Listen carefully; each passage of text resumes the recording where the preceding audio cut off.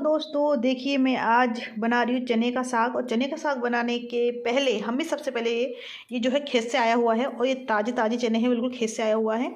तो आपको बता दूँ इसको साफ़ करने का तरीका। जब तक आप इसको पछोड़ेंगे नहीं तो इसमें से बहुत सारी इल्लियाँ निकलती है। ये देखिए, दिख रही है आपको इल्लियाँ? ये इल्लियाँ निकल रही है। तो ये इल्लियाँ आप कैसे निकाल सकते हैं वो दिखा रही हूँ आपको, कि आप कैसे इस इल्लियों को निकालेंगे। तो थोड़ा सा मैनेज कीजिएगा कैमरा, थोड़ा सा ये दिख रहा है। तो ये जो आपने साग लिए है ना, साग को ऐसे ऐसे करना पड़ेगा।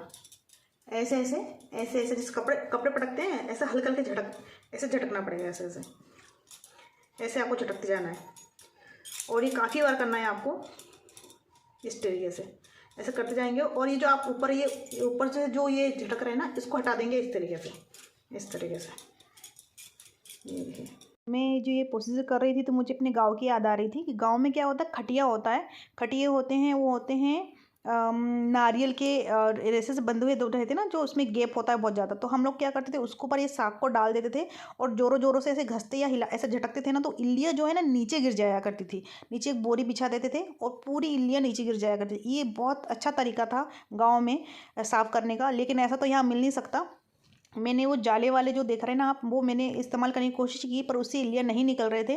तो मैंने सोचा कि एक एक इस तरीके से निकालूं। देखिए, बारीक बारीक ऐसी इल्लियाँ हैं जो बिल्कुल भी नहीं दिख रहे हैं। तो आप इस तरीके से निकालेंगे ना तो बहुत अच्छा आसानी से आपको दिख जाएंगे कि ये इल्लियाँ एकदम बारीक है। आपको लगेगा मेरे हाथ में इल्लियाँ नहीं, लेकिन एकदम बारीक सी छोटी सी जो देख रहे हैं ना, ये इल्ली है। तो इस तरीके से आपको झटकना ही पड़ेगा, पूरा ऐसे झटक झोड़ झोड़ के, कम से कम नहीं तो 10-12 बार करना पड़ेगा। इसलिए करना पड़ेगा कि डाउट नहीं रहना चाहिए कि बिल्कुल भी कि इसमें इल्ली है। वरना दिमाग में अगर वो इल्ली है ना, तो दस्त लग जाएगी, खाना कहीं जाएगा और माइंड कहीं जाएगा। इसकी वजह से आपको बारीकी से इसे झटकना है, एक एक करके। मैंने कम से कम इसको 10 से 15 बार झटका है। 2-3 बार बिल्कुल भी नहीं दिख रहे थे, साफ़ हो गए थे, फिर मैंने और झटका तो फिर भी एक निकला। तो आप समझ लीजिए किस तरीके से हो सकता है। इसीलिए अपने डाउट को क्लियर करने के लिए कम से कम 10 से 12 बार आपको इस तरीके से करना ही पड़ेगा। तब जब तक आपको ऐसा लगे कि नहीं, मैंने एक एक साग को अच्छे से साफ़ कर लिया है, अच्छे तरीके से देख लिया है, तभी आपको ऐसा संतुष्टि होगी कि हाँ, मैंने सही साग उसको बनाया है। देखो, हम तो कैसे ही बनाएंगे, घर के लोग खा लेंगे, पर हमारा खुद का माइंड भी एकदम राइट होना चाहिए ना, कि मैंने जो काम किया है किचन में वो सही और साफ़ सुथरे तरीके से किया है। तब आप भी सही तरीके से उसको खा पाओगे और या फिर बना पाओगे।